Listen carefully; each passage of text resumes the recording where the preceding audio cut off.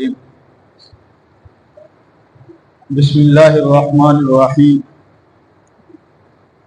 زکوٰۃ کے متعلق مسائل میں سے آج کی مجلس میں 3 اہم مسئلے بیان کیے جائیں گے۔ ان 3 مسائل میں سے پہلا مسئلہ یہ ہے کہ زکوٰۃ کس پر فرض ہے۔ زکوٰۃ کے متعلق یہ بات جان لینی ضروری ہے کہ زکوٰۃ ہر مسلمان عاقل بالغ پر فرض ہے جب وہ صاحب نصاب بن جائے۔ ہر مسلمان عاقل اور بالغ پر زکوٰۃ فرض ہے جب وہ صاحب نصاب بن جائے۔ پہلا لفظ استعمال کیا کہ ہر مسلمان پر زکوٰۃ فرض ہے، کافر پر زکوٰۃ نہیں۔ عاقل پر زکوٰۃ فرض ہے، مجنوں، پاگل اور دیوانے پر زکوٰۃ نہیں۔ اور تیسری بات یہ بتائی کہ بالغ پر زکوٰۃ فرض ہے، نابالغ کے پاس اگرچہ کتنا ہی پیسہ کیوں نہ ہو اس پر زکوٰۃ فرض نہیں۔ اور چوتھی بات عرض کی کہ جب وہ صاحب نصاب ہو۔ صاحب نصاب ہونے کا مطلب یہ ہے کہ یا تو اس کے پاس 7.5 تولے سونا ہو اور یا 52.5 تولے چاندی یا چاندی کی مالیت کے برابر دیگر چیزیں۔ 4 چیزوں پر زکوٰۃ فرض ہوتی ہے۔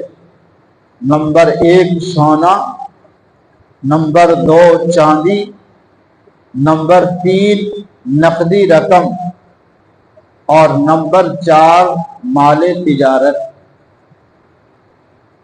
سونا جب تک 7.5 تولے نہ ہو جائے، اگر ایک آدمی کے پاس سوائے سونے کے اور کوئی چیز بھی موجود نہیں، ذرا اس مسئلے پر غور کرنا چونکہ عوام میں یہ بڑا غلط مسئلہ پھیلا ہوا ہے۔ سونا جب صرف سونا ہی ہو، سونے کے علاوہ باقی 3 چیزوں میں سے اور کوئی چیز بندے کے پاس موجود نہ ہو، نہ نقدی موجود ہے چاہے وہ 10 روپے ہی کیوں نہیں ہے، نہ نقدی موجود ہے، نہ چاندی موجود ہے، نہ مال تجارت موجود ہے، صرف زیور ہے اس کے پاس، سونا موجود ہے، تو یہ جب تک 7.5 تولے نہیں ہوگا اس وقت تک اس کے اوپر زکوٰۃ فرض نہیں ہوگی۔ اور اگر 7.5 تولے ہو گیا تو زکوٰۃ فرض ہے۔ اگر ایک آدمی کے پاس سونا بھی موجود ہے اور باقی 3 چیزوں میں سے بھی کوئی چیز موجود ہے، سونا ہے، تھوڑی سی چاندی بھی موجود ہے، سونا ہے اور ساتھ نقدی رقم بھی موجود ہے، سونا ہے اور ساتھ کچھ پیسے اس نے تجارت کے اوپر بھی لگائے ہوئے ہیں، کاروبار میں بھی لگائے ہوئے ہیں، تو اب اس کی مالیت اگر 52.5 تولے چاندی، جو تقریباً میرے خیال میں اس وقت 1.5 لاکھ روپے کی بنتی ہے، 52.5 تولے چاندی کی مالیت کے برابر اگر یہ مال پہنچتا ہے تو یہ بندہ صاحب نصاب ہے۔ عام طور پر خواتین کے پاس 4 تولے سونا، 5 تولے سونا، 3 تولے سونا، 2 تولے سونا پڑا ہوتا ہے، اور اس کے ساتھ ان کے پاس نقدی رقم بھی ہوتی ہے، چاہے وہ روپوں کی شکل میں ہو، چاہے وہ ہزاروں کی تعداد میں ہو، یا چاہے وہ لاکھوں کی تعداد میں ہو۔ تو اب یہ کہتی ہیں کہ ہمارے اوپر تو زکوٰۃ فرض اس لیے نہیں ہے کہ ہمارا زیور تو 7.5 تولے نہیں ہے۔ اب 1 تولہ اس وقت 2 لاکھ روپے سے اوپر کا ہے، ایک عورت کے پاس 2,000، 4,000، 5,000، 10,000 روپے بھی پڑے ہوئے ہیں اور 1 تولہ زیور بھی پڑا ہوا ہے۔ اب اگر دیکھا جائے تو یہ تقریباً 2 لاکھ روپے اوپر سے مالیت کی چیزیں اس کے پاس موجود ہیں، اور چاندی کی مالیت 1.5 لاکھ روپے بنتی ہے 52.5 تولے چاندی کی، تو اب یہ عورت زکوٰۃ اس پر فرض ہے، اس کو زکوٰۃ دینی پڑے گی۔ یاد رکھنا ایک نصاب ہے سونے کا اور ایک ہے چاندی کا۔ سونے کا نصاب صرف ایک صورت میں دیا جائے گا، سونے کے نصاب کا اعتبار صرف ایک صورت میں ہوگا، اور وہ تب ہے کہ جب بندے کے پاس سونے کے علاوہ اور کوئی چیز باقیہ تین چیزوں میں سے نہیں ہے، نہ نقدی رقم ہے، نہ مال تجارت ہے، نہ چاندی ہے، پھر جو ہے نصاب سونے کا ہوگا۔ لیکن سونے کے ساتھ اگر بقیہ تینوں چیزوں میں سے کوئی تھوڑی مقدار میں بھی موجود ہے تو اب نصاب جو ہے وہ سونے کے مطابق نہیں بلکہ چاندی کے مطابق ہوگا، اور 52.5 تولے چاندی کی مالیت کے برابر اگر کسی کے پاس رقم پہنچتی ہے تو یہ صاحب نصاب ہے، اس کے اوپر زکوٰۃ فرض ہے۔ اب ان چاروں کی کچھ تفصیل ہے۔ ایک آدمی ہے، اس نے یا تو سونے کے سکے رکھے ہوئے ہیں یا سونے کے زیورات بنائے ہوئے ہیں، اور عام طور پر عورتیں وہ زیور پہنتی ہیں۔ یہ مسئلہ بھی اچھی طرح ذہن نشین کر لیں کہ سونا ایک ایسی چیز ہے کہ اگر وہ استعمال میں ہو تب بھی اس پر زکوٰۃ ہے، اگر وہ استعمال میں نہیں ہے تب بھی اس کے اوپر زکوٰۃ ہے۔ بہت ساری عورتیں یہ سمجھتی ہیں کہ ہم نے تو زیور پہنا ہوا ہے اپنے جسم پر، لہذا اس کی زکوٰۃ نہیں ہے۔ ایسا نہیں ہے۔ زیور ایک ایسی چیز ہے کہ چاہے وہ آپ نے پہنا ہوا ہے یا چاہے گھر میں سنبھال کر رکھا ہوا ہے، تجوری میں رکھا ہوا ہے، ہر حال میں اس کے اوپر زکوٰۃ لازم آئے گی۔ چاندی چاہے وہ سکے کی شکل میں آئے چاہے زیورات کی شکل میں ہے۔ نقدی رقم آپ کے پاس کیش کی شکل میں جو رقم ہے اس کو بھی نقدی کہا جائے گا۔ وہ رقم جو لوگوں نے آپ کی دینی ہے وہ بھی نقدی میں شمار کی جائے گی، کیش کے اندر اس کو شمار کیا جائے گا۔ اسی طریقے سے وہ پیسے جو آپ نے بیسیوں کی شکل میں دوسروں کے پاس جمع کرائے ہوئے ہیں، اب مثال کے طور پر آپ 10,000 روپے ماہانہ بیسی ڈالتے ہیں اور آپ نے 6 بیسیاں دے دی، گویا کہ 60,000 روپے آپ کے دوسرے کے پاس جمع ہو گئے۔ اب اگر آپ نے ابھی تک بیسی لی نہیں ہے تو یہ 60,000 روپے کے آپ مالک ہیں۔ آپ نے بیسی لے لی، اب بیسی کی کل 1 لاکھ روپے کی بیسیاں تھی، آپ نے بیسی لے لی اور 6 بیسیاں جمع کروا دی، تو اب 40,000 روپے آپ پر قرض ہے جو آپ نے ابھی ادا کرنا ہے، چونکہ پیسے آپ لے کر اپنے نقدی رقم میں اس کو شامل کر چکے ہیں، تو جو بقایا ہیں اس کو قرض میں شامل کیا جائے گا۔ اگر وصول نہیں کی تو جتنے پیسے آپ کے آ گئے ہیں وہ نقدی رقم میں شامل کیے جائیں گے۔ نمبر 4، مال تجارت۔ ہر وہ ایسا مال جو آپ نے تجارت کی غرض سے خریدا اور آگے آپ اس کو موقع مناسبت سے فروخت کر رہے ہیں، اس کو مال تجارت کہتے ہیں۔ آپ نے ایک پلاٹ خریدا اور یہ اس لیے کیا کہ آج میرے پاس پیسے بڑے ہوئے ہیں، یہ میں پلاٹ لے لیتا ہوں، کل مجھے پلاٹ کے اچھے پیسے ملیں گے تو میں بیچ دوں گا، یہ مال تجارت ہے۔ آپ نے کوئی مکان لیا اور لے کر رکھ دیا کہ کل مجھے اچھے پیسے ملیں گے تو میں اس کو فروخت کر دوں گا، یہ مال تجارت ہے۔ ہاں، اگر آپ نے پلاٹ خریدا یا مکان خریدا اور یہ نیت کی کہ یہ میں اپنے استعمال کے لیے لے کر آ رہا ہوں، کل میں میرے پاس پیسے آئیں گے تو میں پلاٹ بنا لوں گا، یا یہ جو مکان ہے یہ میں اپنے استعمال میں یا تو اس میں شفٹ ہو جاؤں گا یا اس کو کرائے کے اوپر لگا دوں گا، تو ان دونوں صورتوں میں اب یہ مال تجارت نہیں، یہ اب آپ کی ضرورت ہے۔ اگر تجارت کی نیت ہے تو وہ مال تجارت ہے، اور اگر تجارت کی نیت نہیں، اپنے استعمال میں لانے کا ارادہ ہے تو اب وہ مال تجارت نہیں، اب اس کے اوپر زکوٰۃ نہیں ہے۔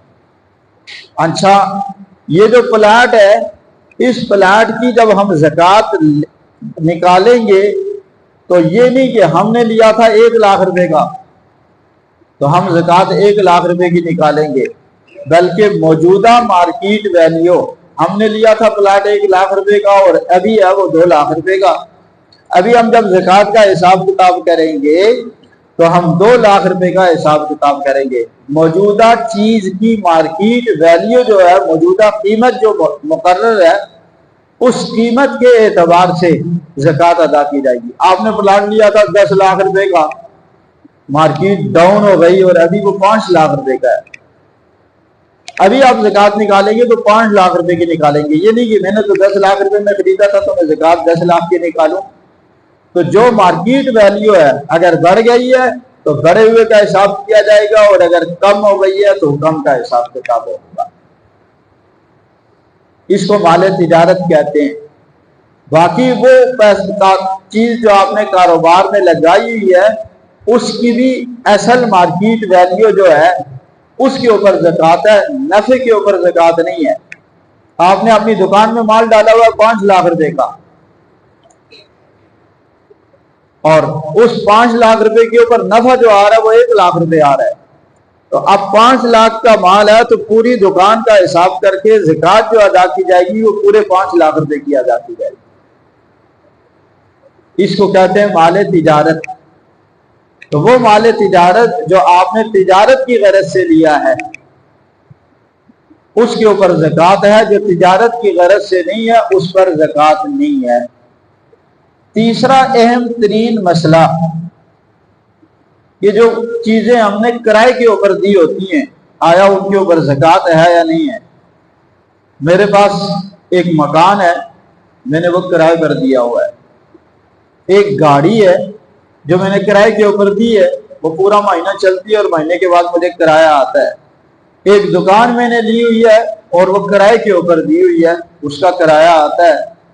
غرض ہر ایسی چیز جو میں نے لینے کے بعد اس کو آگے کرائے کے اوپر دے دیا ہے۔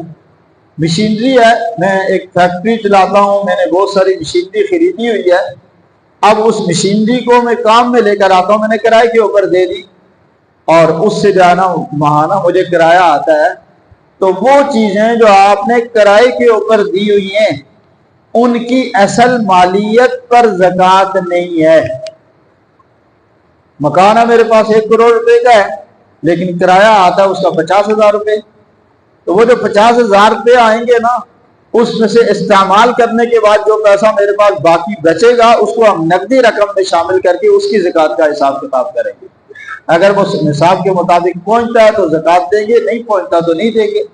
ایک آدمی کا گزر بسر ہی کرائے کی چیزوں کے اوپر ہوتا ہے، مکان کرائے پر دی ہوئی ہے، دکان کرائے پر دی ہوئی ہے، وہ پیسے آتے ہیں اس سے اپنے سرکل کو گھماتا ہے، اپنے گھر کے نظام چلاتا ہے۔ وہ جو پیسے اس سے بچ جائیں گے اس کے اوپر زکوٰۃ آئے گی، جو آپ استعمال میں لا چکے ہیں اس کے اوپر زکوٰۃ نہیں ہے۔ تو کرائے کی چیزوں کے اوپر اس کی مالیت پر زکوٰۃ نہیں ہے، اس سے جو وصول ہونے والی رقم ہے اس رقم کے اوپر زکوٰۃ ہے۔ اچھا، ایک چیز یہ بھی یاد رکھیں کہ مال کے اوپر سال کا گزرنا شرط ہے۔ آپ پہلی مرتبہ صاحب نصاب بنے پچھلے مہینے، آپ کے پاس اتنا پیسہ آ گیا کہ 52.5 تولے چاندی کی مالیت کے برابر رقم آپ کے پاس موجود ہے، یا سامان تجارت موجود ہے، یا سونا چاندی موجود ہے، تو اب آپ پچھلے مہینے صاحب نصاب بنے ہیں تو اپنی زکوٰۃ کا جب حساب کتاب کریں گے تو اگلے سال اسی مہینے میں کریں گے جس مہینے میں آپ صاحب نصاب بنے تھے۔ یاد رکھنا کہ ابتدا اور انتہا کا اعتبار ہے۔ اس لفظ پہ غور کریں کہ سال ہونے کا مطلب یہ ہے کہ سال کی ابتدا کا اور سال کی انتہا کا، سال کے اختتام کا اعتبار ہے۔ پچھلے سال میں صاحب نصاب بنا تھا 1 رمضان کو، میرے پاس اتنے پیسے تھے کہ میں صاحب نصاب تھا۔